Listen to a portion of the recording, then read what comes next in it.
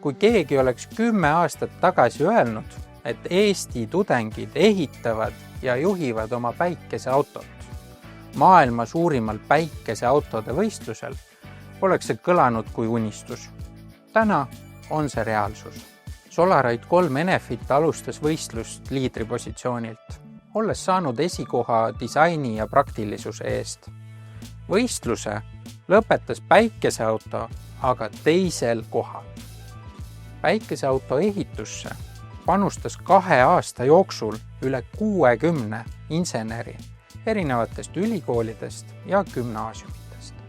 Enefit toetab Solaride'i, sest see ühendab päikeseenergia, elektromobiilsuse ja inseneride järelkasvu. Koostöö aitab noortel saada väärtuslikke kogemusi ja kasvatada teaduspõhist visiooni puhtamast tulevikust.